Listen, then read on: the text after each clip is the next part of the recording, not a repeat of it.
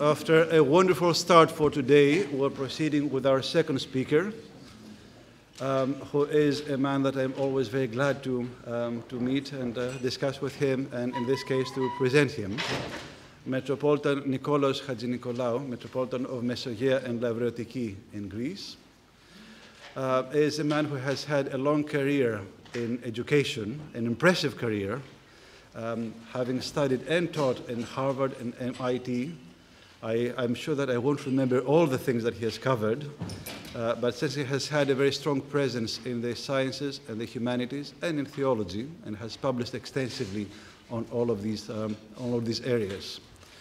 And today he is going to speak to us not so much as the scientist, but primarily, I understand, as the theologian, as the monk.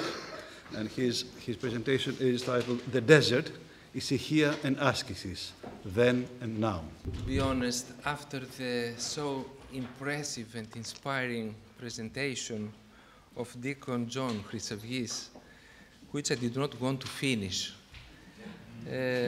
I think that mine is going to be a little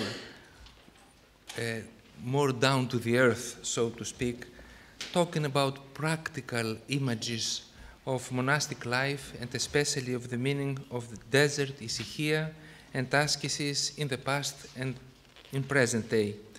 I wish to begin my talk firstly by expressing my warmest wishes for the 80th anniversary of Bishop Kallistos' birthday. May God bless him and make him worth of continuing seeing the light of God's person unaltered and the prosperity of Jerusalem all the days of his life. Allow me also to express my profound gratitude to Dr. Graham Speake and the organizers of this symposium for inviting me to honor Bishop Kallistos. Yet, I feel that I am the one who is being honored in return, for according to a Greek saying, in special cases, when we honor the person in honor, we actually honor the one who pays the honor. I'm thankful also for one more reason, for the specific topic of my talk. I could have been invited to speak as a bishop on a theological or purely ecclesiastical theme, or even a pastoral theme, or as a scientist to elaborate on a contemporary social or scientific subject. Instead, I was invited to talk about monasticism, and I believe that the reason behind it is, on the one hand, that you feel that my episcopal office has not overshadowed my monastic vocation, and on the other hand, that you wish to confess the monastic seal of Bishop Kallistos' life, conduct, and mindset. After being baptized Orthodox, he followed the monastic life and was tonsured a monk on the holy island of Patmos. Then he was ordained a priest, and finally he was elected the bishop of the Orthodox Church. I believe that it is through the monastic quality of Bishop Kallistos that one can discern the fine characteristics of his inner person, those characteristics that urged him to begin his journey in the Orthodox Church with his pilgrimage to the monastery of the Revelation on the island of Patmos, to conceive the ascetic expression of orthodoxy as this is expressed in his very early writings, to translate the Philokalia, to edit the well-known book The Art of Prayer, in which he analyzes the secret man of the heart with references to the fathers of the Church and Saint Theophan the Recluse, and finally to be able to listen to the echo of Hesychia and tune the Western world to the fine melody of the ascetic desert. For this reason, I will not speak at this symposium as an academic, but as a monk, as an Athonite monk, namely not with my mind, but with my heart. Monasticism constitutes the peak of the spiritual life of our church. It is the par excellence way of perfection. It is based on one's complete dedication to God and it is characterized by the extremity of its ways and aims. A monk is he who keeps his body in chastity, his mouth pure, and his mind illumined. A monk is one who constantly constrains his nature and unceasingly watches over his senses. A monk is one who holds only to the commands of God in every time and place and matter, we read in the book of Ladder. Monasticism stretches the limits of human nature as much as possible so that one may draw as close to God as possible. It offers possibilities to man to discover his depth, to exploit the experience, and to exploit and experience his potential, to reveal the imprints of God's image upon him and prove that he can grow according to his likeness by transcending human measures. Saint Nicodemus of the Holy Mountain, who composed the beautiful service of the Feast of the Athonite Saints, writes that they were, the Athonite Saints, they were able to safeguard what is according to nature, to escape what is against nature, and become worthy of the gifts which are above nature. The grandeur of human nature is concealed as a treasure within the conditions of living above one's nature. There, God can be touched, His grace is revealed, His presence is confirmed, and the godlike image of man is brought to light. This is the true aim of monasticism. It is not just living together with a group of people harmoniously, peacefully and spiritually for a few years. It is not to learn how to do tasks fastidiously, say prayers, perform hard ascetic struggles, or offer hospitality and comfort to pilgrims. The task of the monk is the prayer of the heart, and his aim is to be united with God, to be deified and sanctified as far as it is possible for human beings.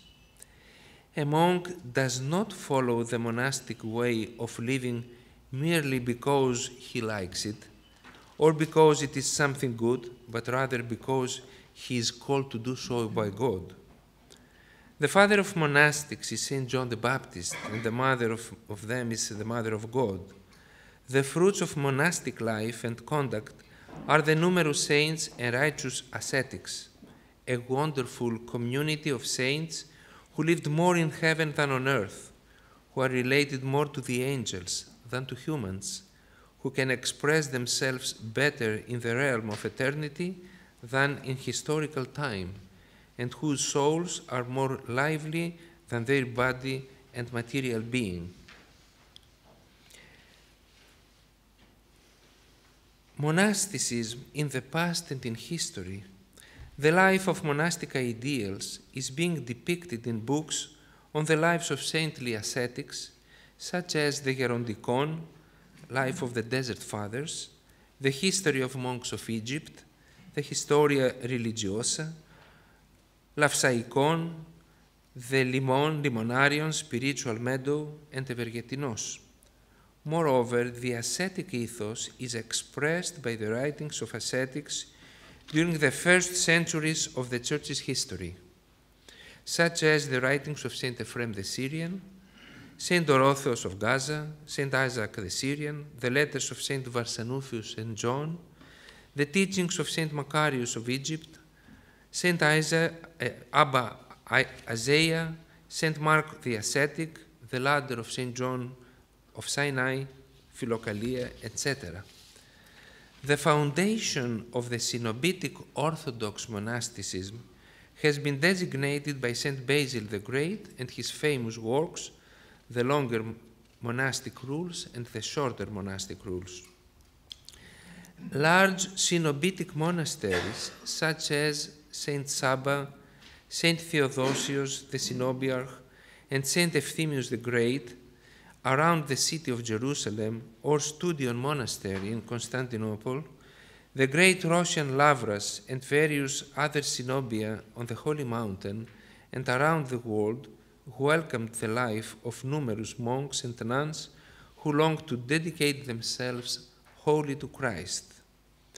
At the same time, other forms of monastic life also emerged, such as skids, hermitages, ησυχαστήρια, caves, etc., close to or far away from the Cenobitic monasteries. Thus, monastic states developed in Palestine, the Jordan Desert, Egypt, close to the Nile River, Thivais, and Mount Athos. In the Russian tradition, we encountered during the second millennium the monastery of the Kiev Caves, Valamo Monastery, Optina, and others. In Romania, we have nowadays the descendants of Paisi Velskovsky. All these ascetic places of spiritual struggle, known and unknown, saintly ascetics were brought to light through their impressive achievements and reached the highest spiritual measures of human nature. We, being the Church of the 21st century, inherited this ethos and mindset from saints of the previous centuries, such as Saint Seraphim of Sarov and Theophan the Recluse in Russia, Father Cleopa in Romania, Saint Justin the New in Serbia, and Elder Joseph the Hesychast, Father Amphilochius of Patmos, Saint Porphyrios, Saint Paisios of the Holy Mountain, Ephraim of Katounakia, in Greece, Father Sophroni, the Russian theologian and ascetic, Saint Siluan, and so on. Undoubtedly, Cenobitic life constitutes the spinal cord of monasticism. Within the Cenobium, the ego is diminished, love is cultivated, characters are molded, the mind is illumined with divine teachings, the soul is enlivened with frequent liturgies and services, and the desire for God is constantly rejuvenated. Through obedience, poverty, and chastity, the new man, the man in the image of Christ, is revealed. The unmarried status of monks, as such, does not designate the monastic vocation. Neither does the seclusion within a monastic construction.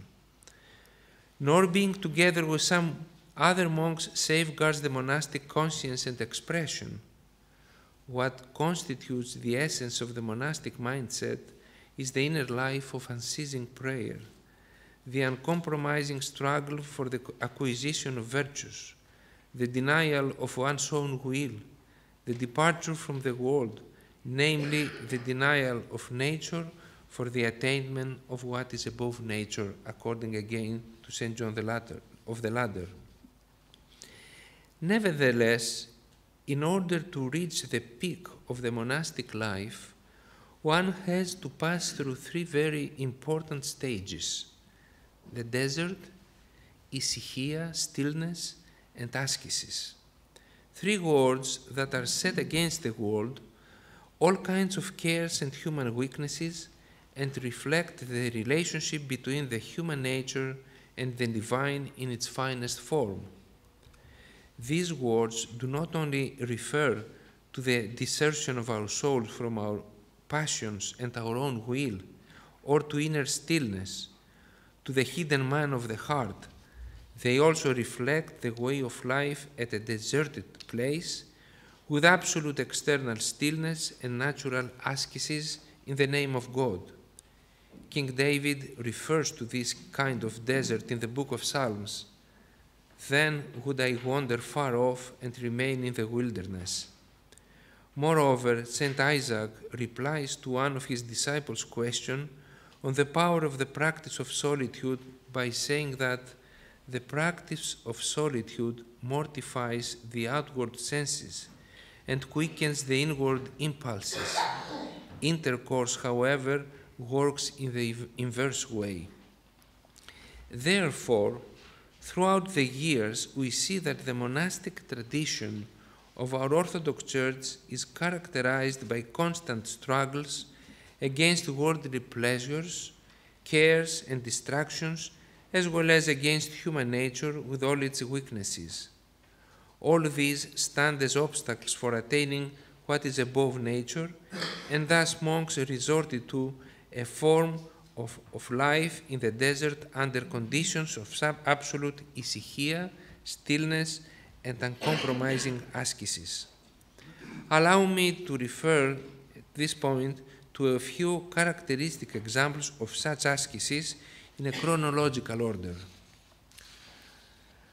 Abba Varsanoufios, whom we celebrated yesterday as we've heard, lived during the 4th century in total seclusion in his cell, and according to Saint Nicodemus the Athonite, was not seen by any human being for 50 years. He did not receive visits neither from his brothers nor any of the bishops or other ascetics from Egypt who asked insistently to meet with him.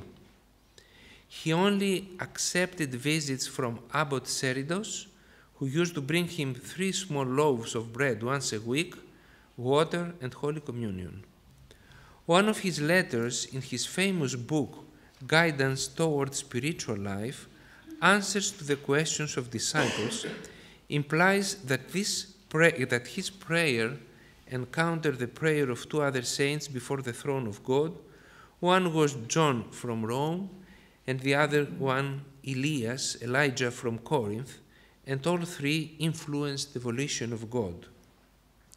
During the end of the 4th century, we read in the Synaxarion of Saint Sarah that despite the fact that she was a woman, she lived on a boat for approximately 60 years without taking even one glance at the river's water. In the 5th century, Saint David of Thessaloniki remained for 3 years on an almond tree, enduring poor weather conditions and trials, but revealing distinct traces of his unique saintliness. The life of Saint Mary of Egypt is also worth noting. She lived at the Jordan Desert during the 6th century and was not seen by anyone for 47 years, according to her biographer, Saint Sophrony of Jerusalem.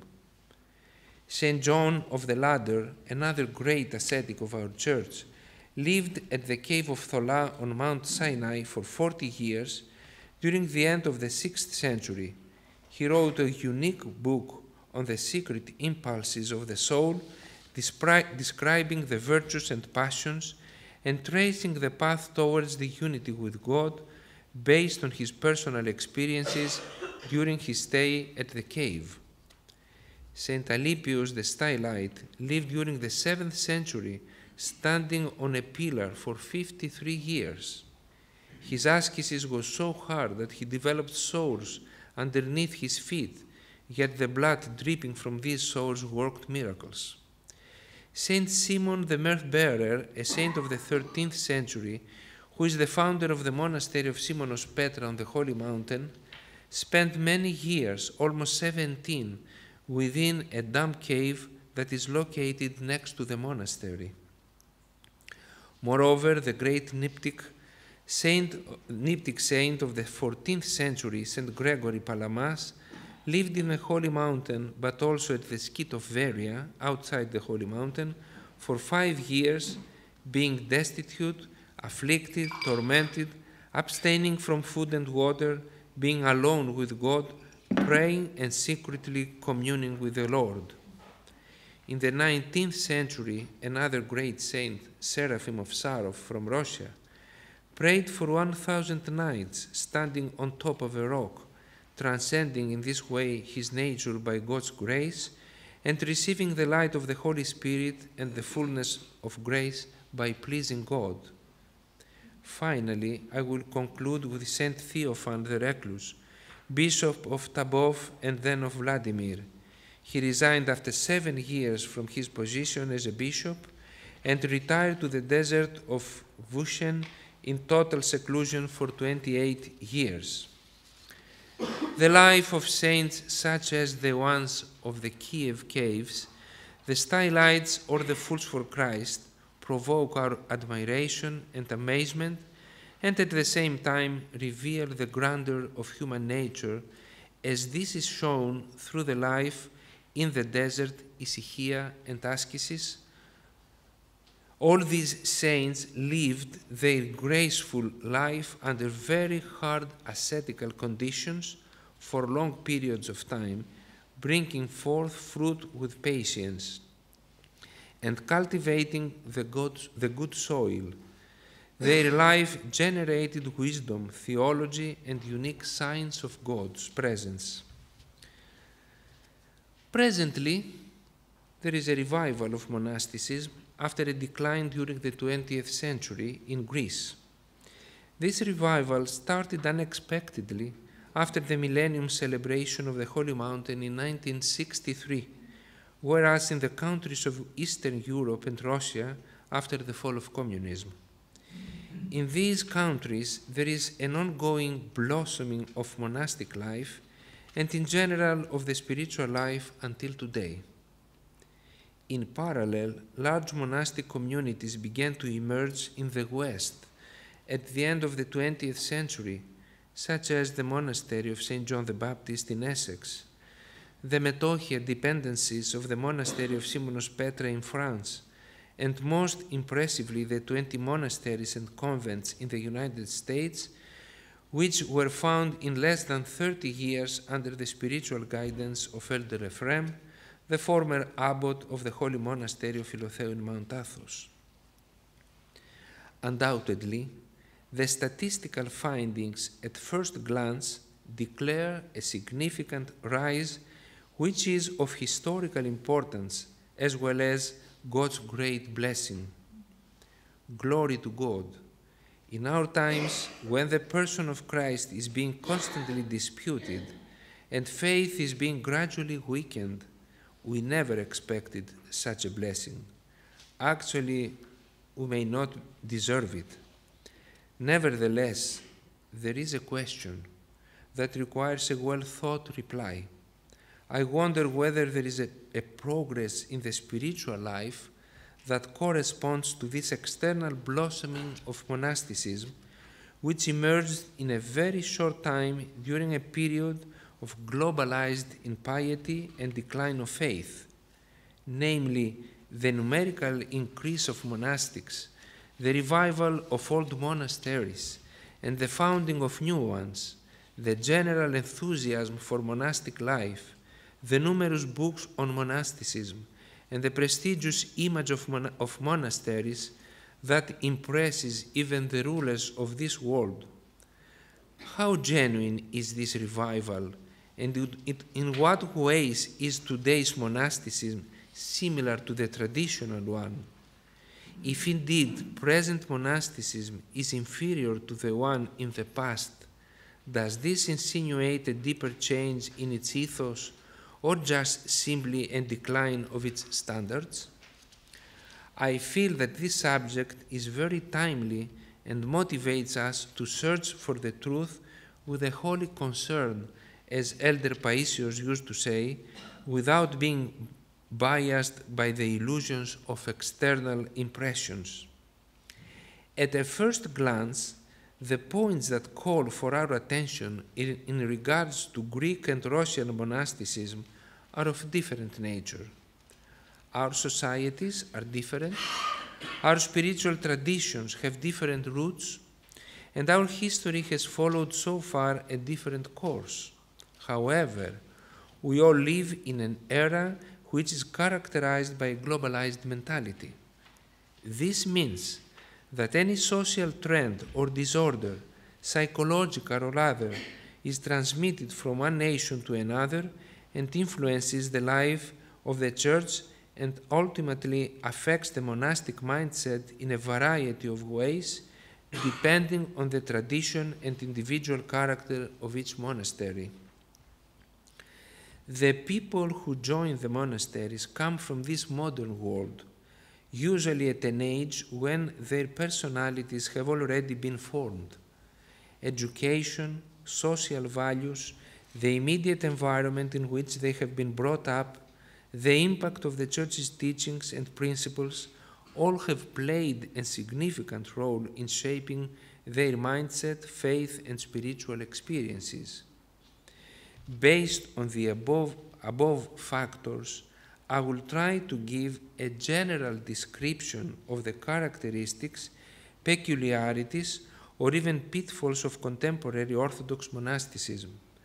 I will refer to some prevailing characteristics of modern society, which, however, do not absolutely define present monasticism. Nevertheless, they threaten to the future expression of monastic life in general. Number one, the first characteristic is the quality of faith. Traditional monasticism developed within a society which was, of course, sinful and impious, but it was not unfaithful. There was no question of whether God exists, but rather the question was, who is God and what is God? People in general had fear of God and were quite open to matters of faith. The government, the structure of education, the social norms, both during the Byzantine times and later on in the Slavonic countries, respected in a way the church, which in turn was able to cultivate the faith.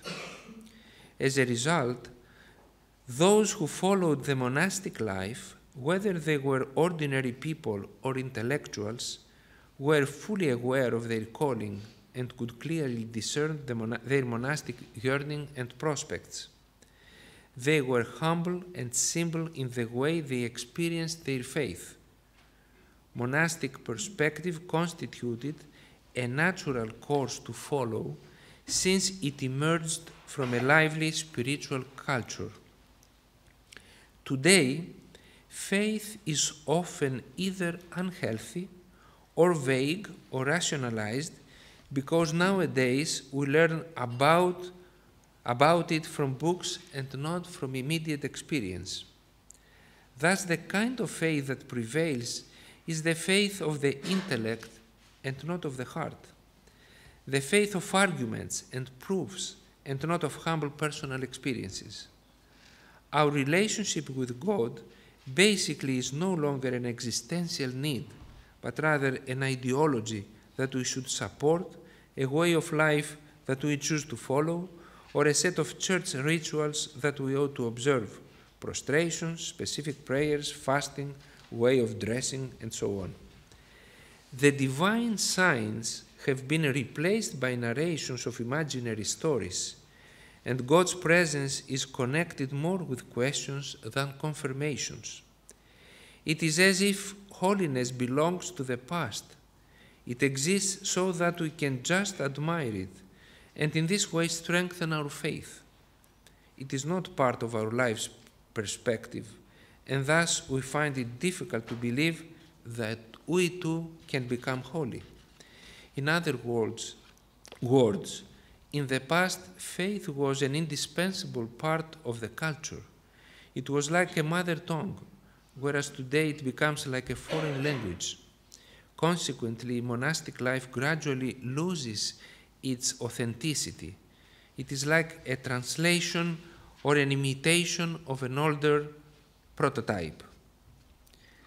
A second characteristic of our times is the uncontrollable intrusion of technology in our lives. Worldliness, namely our relationship with the earthly and transient elements of life, has become extremely strong. Technology makes everything easy and desirable, even things that are unnecessary or fake. Ephemeral life has been transformed to an earthly paradise without eternity and without God that promises not just many things, but everything. Yet at the same time it deceives us. This alters the meaning of life and consequently has an effect on all of us. At the same time it weakens our yearning for God and distorts the ascetic ethos and heroic mindset. One of the factors that severely affect monastic mentality and life is the easy and quick ways of communicating.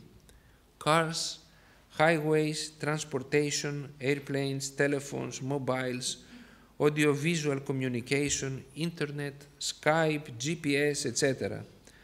All these, which are indispensable part of young people's life, threaten the conditions of the desert and Hesychia, which are two basic pillars maintaining the monastic ethos.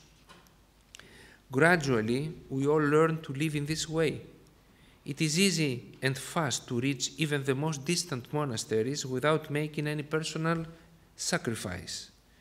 The pilgrims, often unable to detach themselves from the heavy burden of their worldly life, hold their mobile on their hand, which has quick access to the internet through Wi-Fi, and visit the monasteries with the iPhone, an iPad, and all kinds of iMachines. On many occasions, monasteries turn into places of pilgrimage or tourist attraction and are obliged to offer accommodation with modern facilities. Consequently, monks feel that they ought to become involved with cultural and social matters or with the needs of visitors. In general, there is a great risk that the visitors influence more the life of the monasteries than they themselves are influenced by the spirit of monks and nuns. As a result, monasteries lose their atmosphere of Hesychia. The monks who are responsible for hospitality receive too much information from the outside world. In order to manage their increasing expenses, the monasteries expect the visits of pilgrims, and thus are forced in many ways to adapt their daily program accordingly. Ultimately, monks and nuns develop a mindset which is directed more to pastoral care and tasks, diaconia, and less to the inner cultivation of virtues. Even hermitages have become easily accessible nowadays, a fact which has a negative effect upon the conditions of Hesychia and silence. A third characteristic of our times is the volume of information available, which most of the times is useless. Sometimes it's non-ethical and often can become even dangerous. The same applies to the form of school education.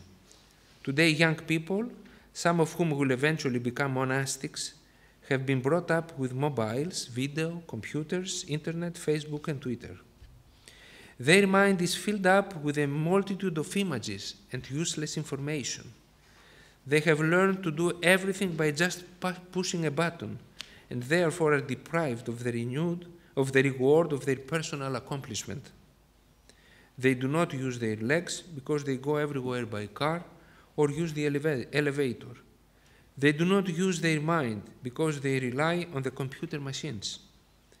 They have difficulty in discerning the inner movements of their heart because they have learned to use only their intellect, which can memorize and rationalize but cannot think creatively. It is rich in useless information, but poor in wisdom and prudence.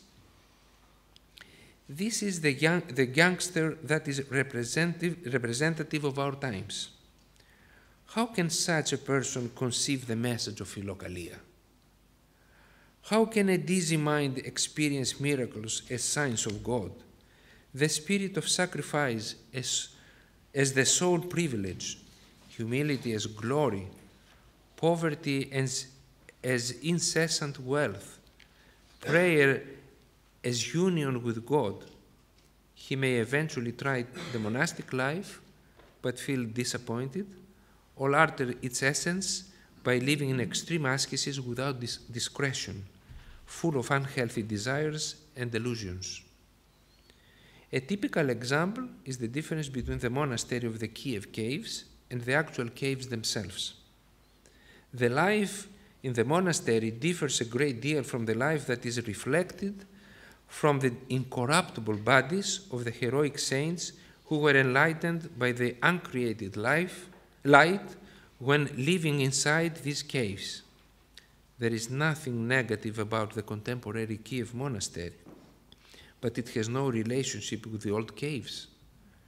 The worst of all is that nowadays there is nothing that can be compared with the spiritual grandeur of the caves. The same applies to the Holy Mountain.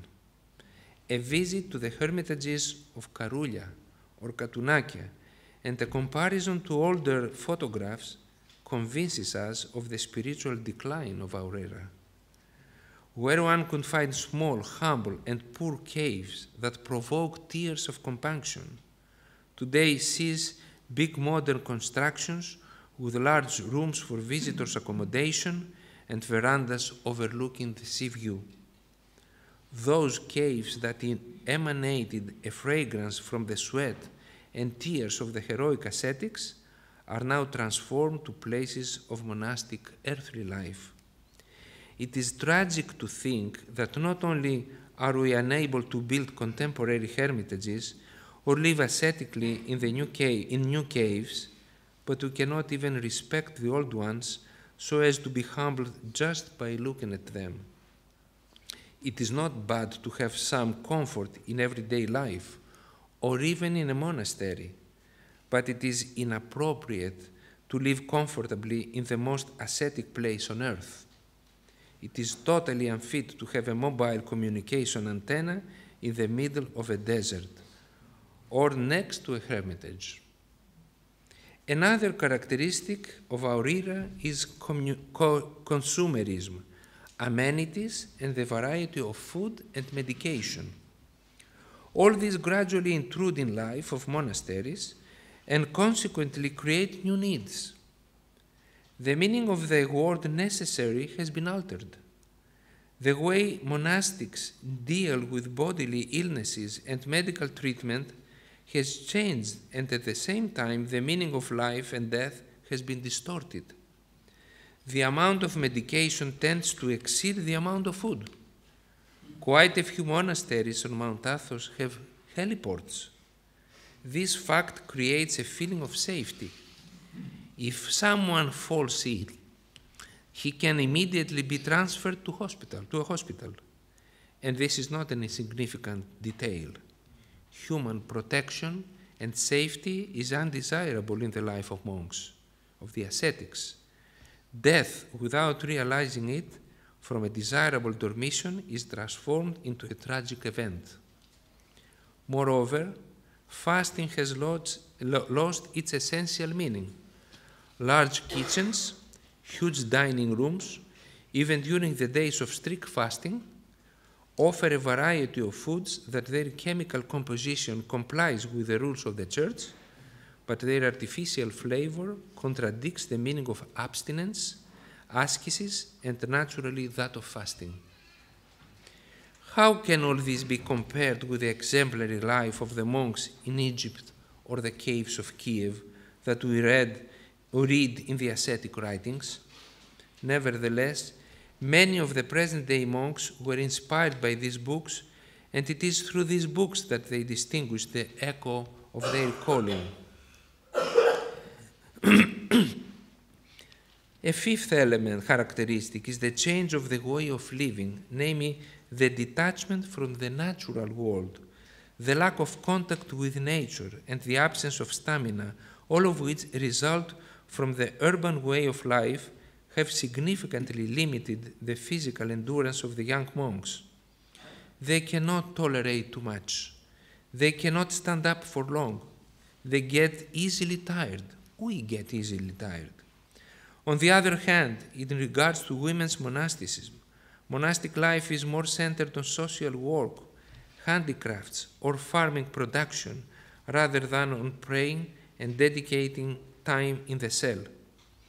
What has been kept intact, however, are the services at church, which are certainly very important.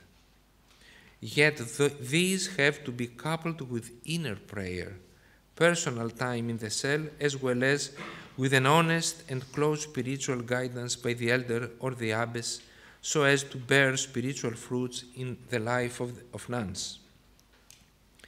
There is more to it, and it is secular education, ongoing studies, and exams which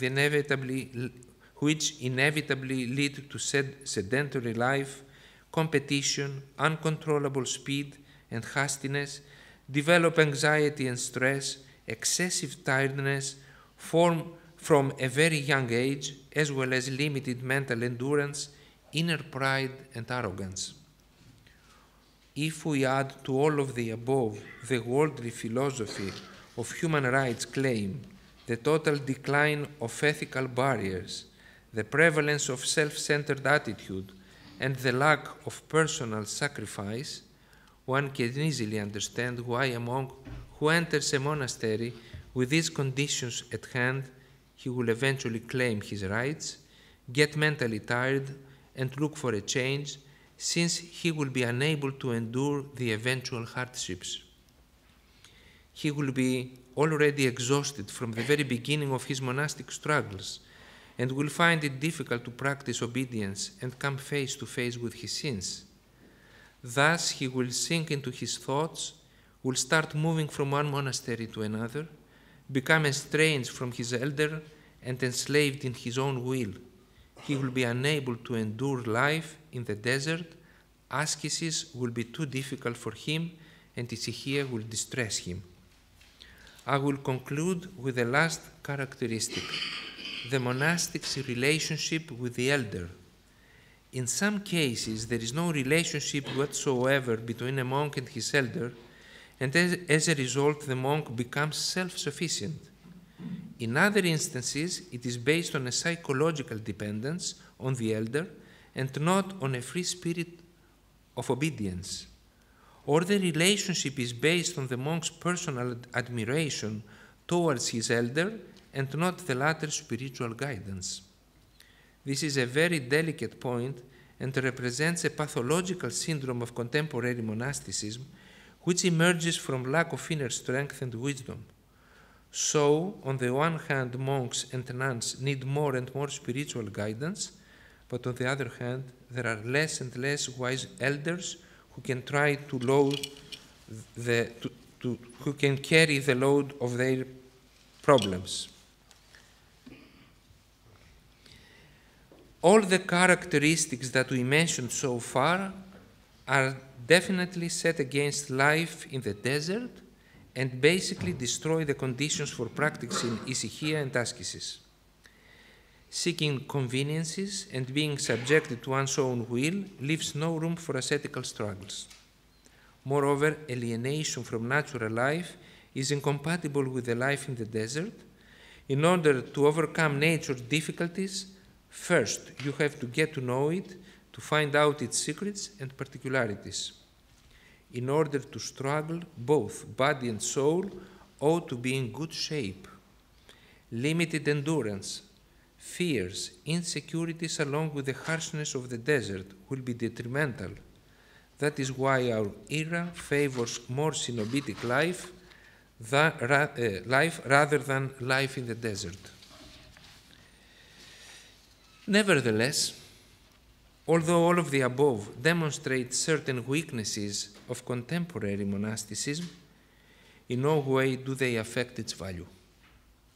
The calling alone and the decision to join the monastic life in our time has more value than at any other time in the past.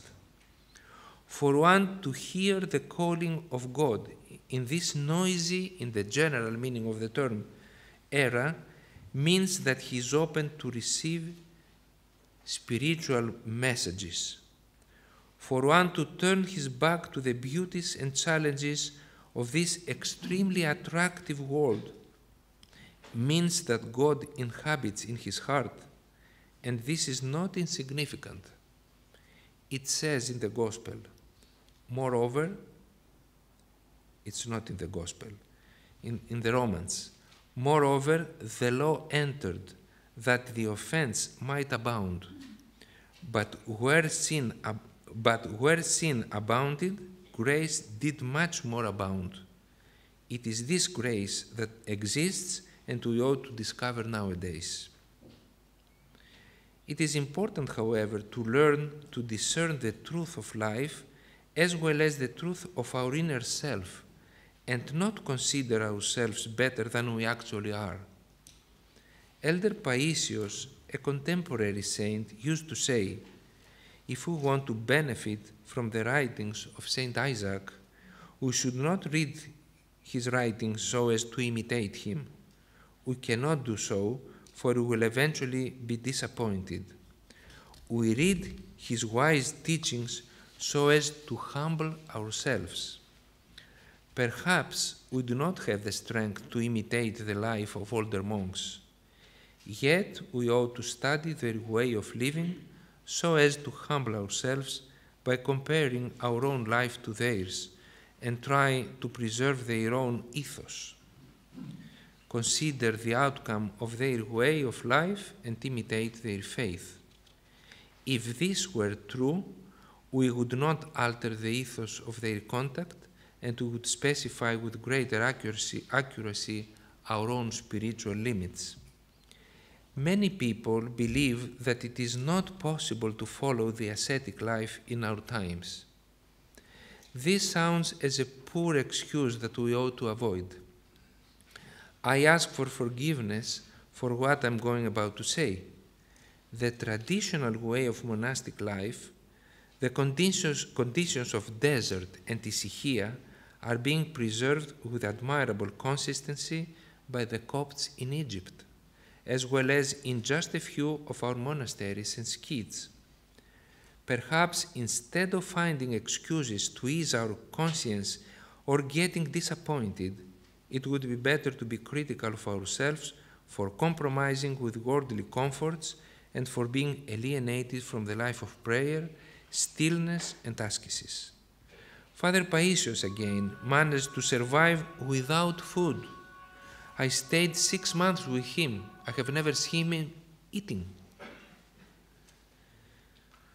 To rest without sleep, to speak without interrupting his silence, to love without discretion, and to pray without distraction.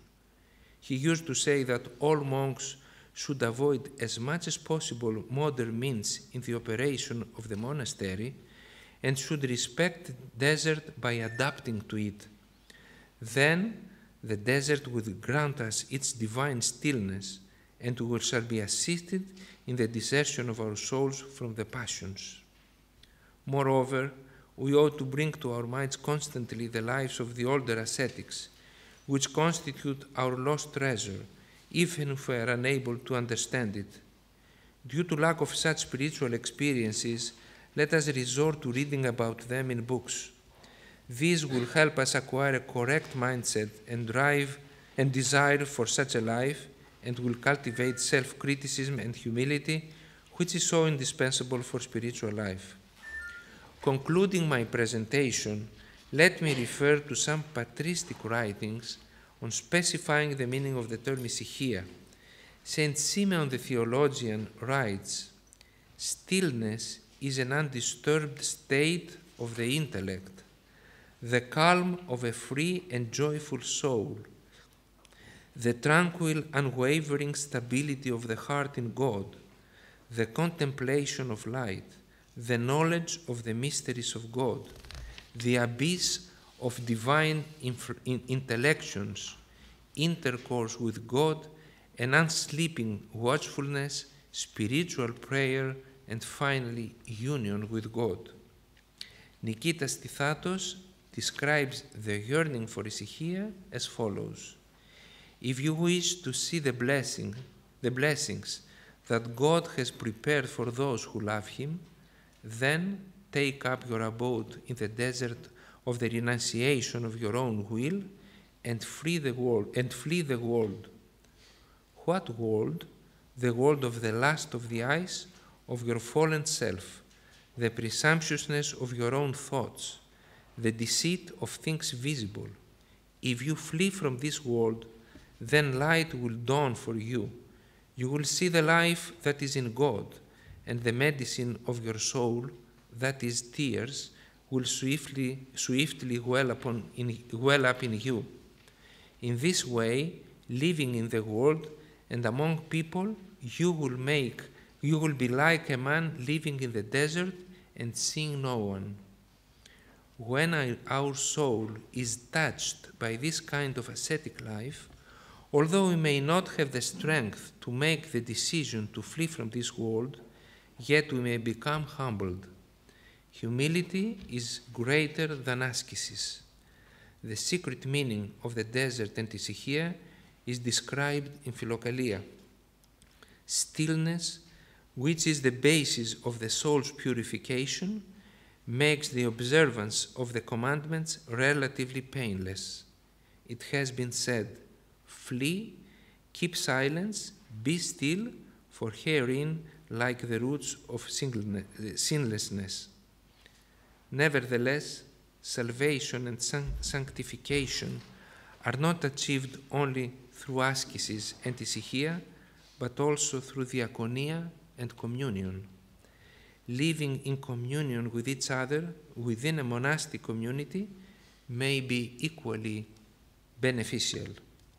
We read in the writings of Evagrios, "Blessed is the monk who in all joy looks with pleasure upon the salvation and progress of all as he would his own. Blessed is the monk who considers all people as God after God. A monk is one who is separated from all and united with all. A monk is one who esteems himself as one with all people, because he ever believes he sees himself in each person." A few months ago, I came across a small pamphlet issued in 1851 by the monastery of the Caves of Kiev under the title "Small Booklet of Monastic Life." Reading this practical, simple, well-balanced booklet, one can see how the aim of each monk is clearly defined. He who has renounced such things as marriage, possessions, and other worldly pursuits is outwardly a monk, but may not yet be a monk inwardly. This struggle to become a monk inwardly is summarized in 20 small chapters by the unknown Russian writer, who was obviously a monk, by presenting in a few words and with simple and practical sayings the main principles of the monastic life. Holiness is not only a result of contemplation, but it is also a fruit of praxis. This was the struggle then, and this is the struggle now. It will always be the same, unchangeable. We are also called to fight this struggle today, even if we cannot reach the ascetic achievements and measures of the past. It does not matter. Instead, we can cultivate divine zeal and humility. These virtues apply to every period of time. Abba Ischirion, we read in Gerontikon, said that in the last days, people will not have the strength to struggle spiritually, but when they will face temptations and fight against them, they will be proven superior to us and even to our forefathers.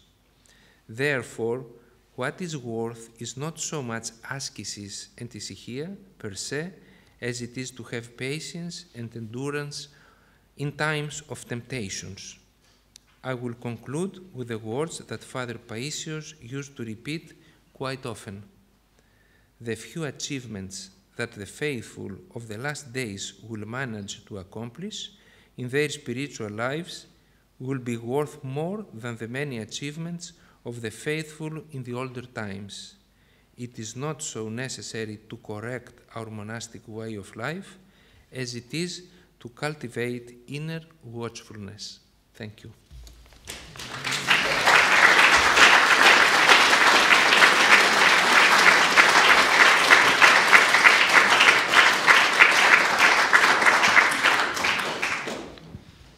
Thank you, Your Eminence, for this quite profound presentation of the state and the challenges of ancient and modern monasticism and asceticism.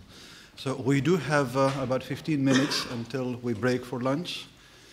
So please, any questions?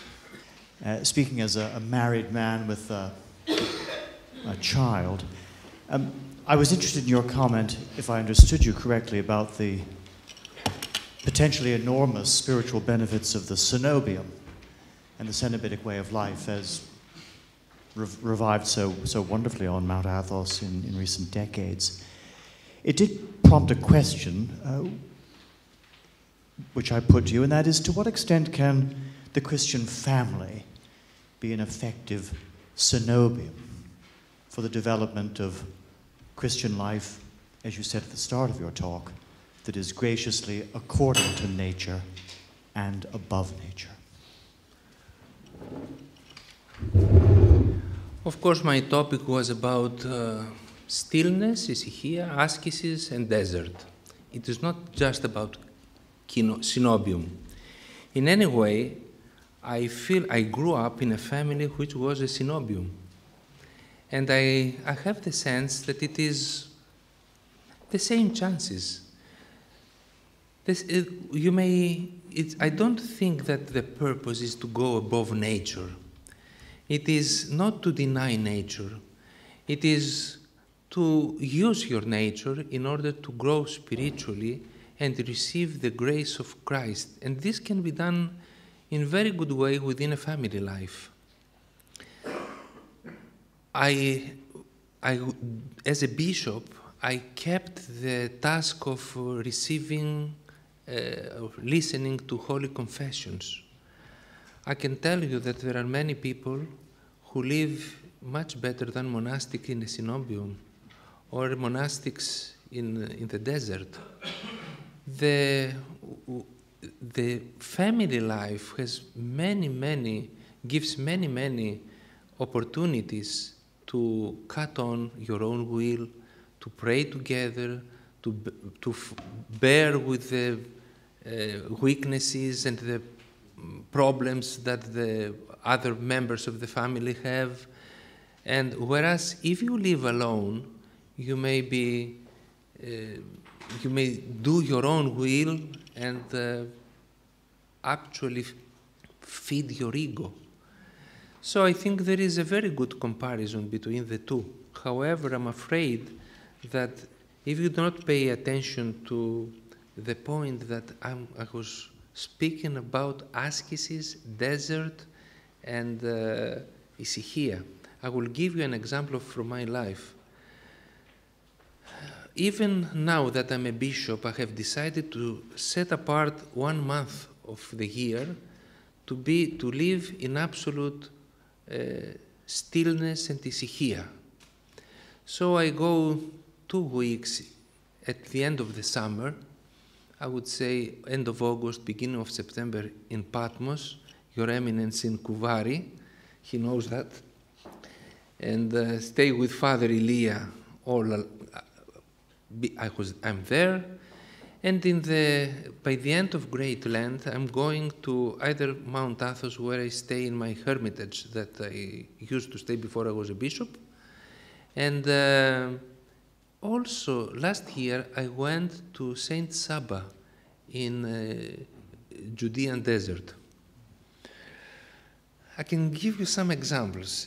In Mount Athos, when I go, I stay all alone for 2 weeks now. So I'm all alone. I'm taking nothing with me. I have no food. All I can eat is some wild plants or whatever, just to drink water. And so I'm not sleeping in the night. There is no visitors at all. No monk is coming, nobody. So I go from the evening of Sunday to the morning of next Saturday morning. Just for the Sunday services, I go to the monastery. So staying there, I'm not speaking to anybody. All I have to do is to do my prayers and spiritual contemplation, if I may say. And however, although there is stillness and kind of a small askesis, there is no desert there. Why? Because it's so beautiful. There are so many colors. Once I counted 19 different nuances of green. The dolphins are jumping out of the water. So it's a beautiful place. It's not desert, but it is quietude. In Saint Saba, there is desert. There is one color. There is no variety of colors. But there is no quietude because of the fighters, air fighters of the Israeli aeroplanes, air forces. People are coming, although I was staying outside the monastery in a cave.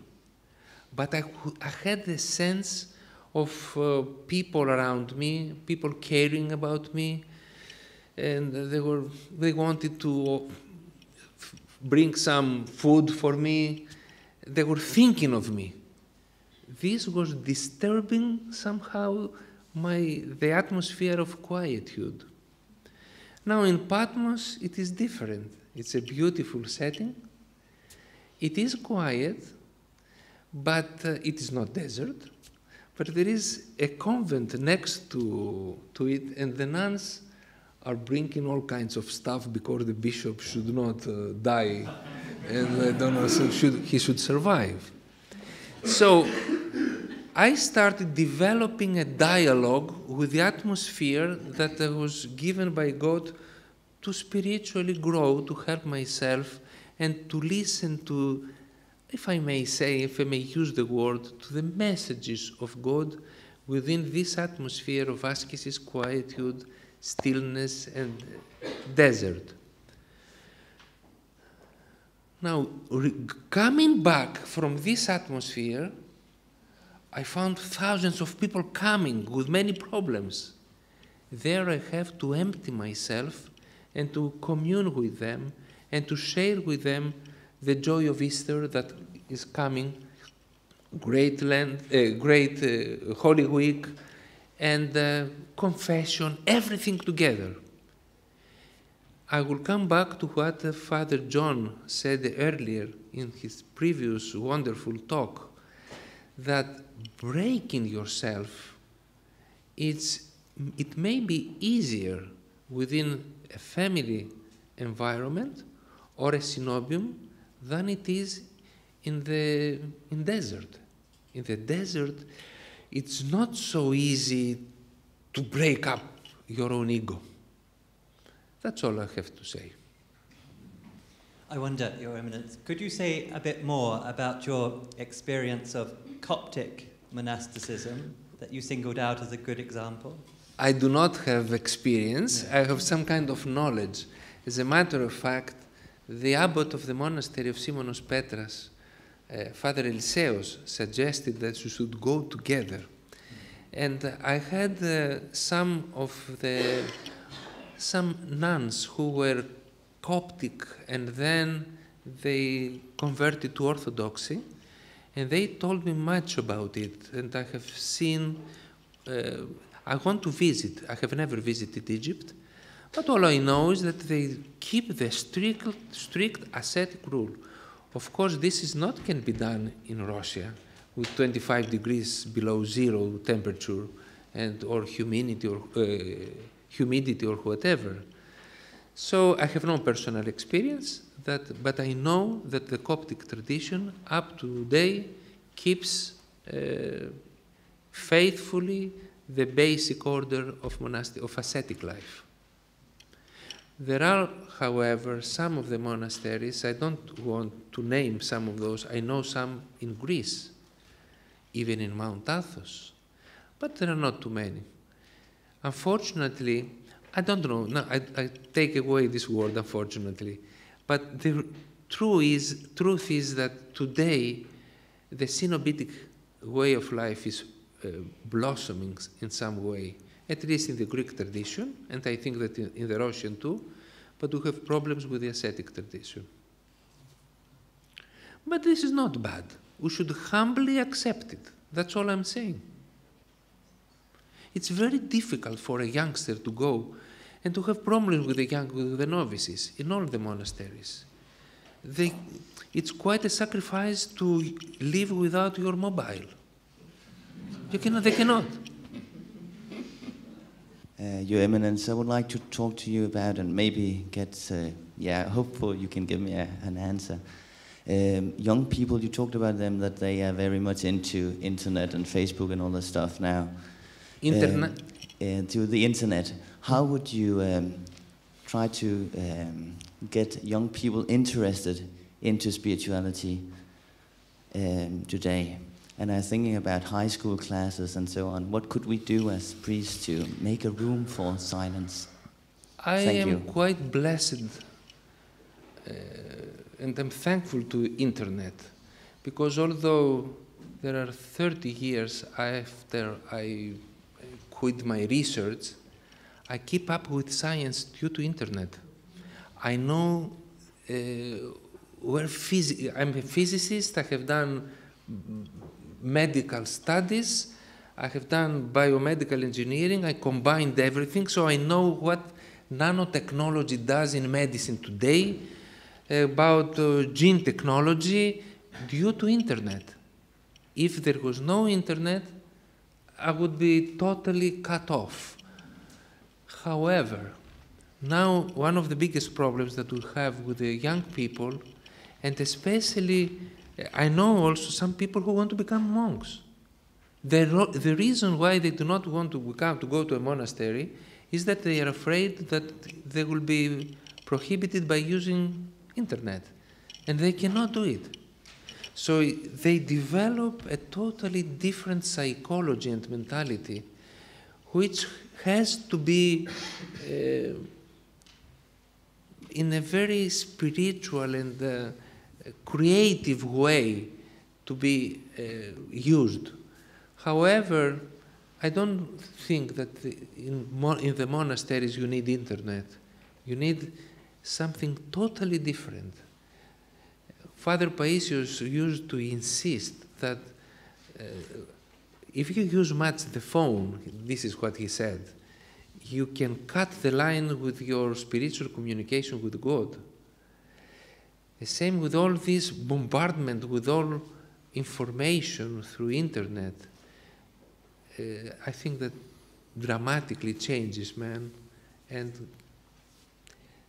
destroys all kinds of Hesychia within the heart. I do have a larger concern about this issue, in that it is easy for us to perhaps follow the trace of the exploration of the past and what great treasures perhaps we have lost or we're losing. But my concern is that it may not be effective. I don't want to say realistic because it sounds too pessimistic. To have a Luddite view of trying to get rid of technology. This has not worked in the past. And generally, I don't think it's a fruitful direction to try to be reactive to problems. But I'm not sure that we have a vision of how we can be proactive about these challenges. And of course, one of the problems that you mentioned is that all of these things are happening just too fast for us to be able to catch up with what this is and how we can, unfortunately, react or perhaps preempt the next move. Do you have any thoughts about what the spiritual reflection on the future of asceticism maybe with all this, which unfortunately is not just something that concerns the young people anymore. It concerns young people with white hair nowadays. No, but the future of monasticism is with young people without white hair. Personally, I'm not very optimistic about this kind of monasticism. If we combine all these things in an ascetic way, I think that the church should use them in a very creative way. But even I can understand the use in the monasteries of all kinds of electronic equipment and technology. But in the ascetic way, I think it should. There is no way. I cannot think. What I think is asceticism without any kind of use of all these kinds of technologies. Well, I think this is clear. You said about the future of asceticism. Yes. But there will be asceticism. The big step towards asceticism is to deny of all these things. It is the detachment of this specific kind of world. The detachment of the electronic world. It's very difficult. Because now we have all this, the people are addicted, young people are addicted. We have priests who are addicted to I have a priest who in the he has the problem that he forgot to say the εκφώνηση. He was using the computer in the altar, so he did not say ότι Άγιος ή ο Θεός. And the people came and said, what are you doing, Father? He is addicted. Unless we have a very burning question, then perhaps short. All right. And last question, and then we'll have to break. When I went to Athos first in the mid-50s, it had already disappeared, the recruitment from peasant societies in Southeast Europe, because these societies had changed, and with the activities of National Socialism and Soviet Socialism, so huge changes. And I wonder if you ended on a slightly optimistic note in your talk, but then less optimistic now. Can we recapture the fervent beliefs of early Irish monasticism? I don't think we can go back, can we? There are people who say back to this, and there are people who say forward to that. And I don't want to be reductionist, but our brains, the left and right brain, have different approaches, the linear and the more holistic. There's a magisterial recent book on neuroscience. I mention this because you're a physicist, sir, about this topic, whose thesis is that our civilization has in fact been overtaken by the left brain. So that is looking in to us, not just to the outward changes in society and the conflicts which are also affecting us. You cannot go into the same river twice, maybe not even once. Are you optimistic that we can overcome this? I don't know if we can. I don't know if I'm optimistic. All I know is that we should try. And this is something that we can do. And this, we try. We try, we're doing our very best. Okay. And I think with this ascetic statement, we can conclude this session and thank our speaker.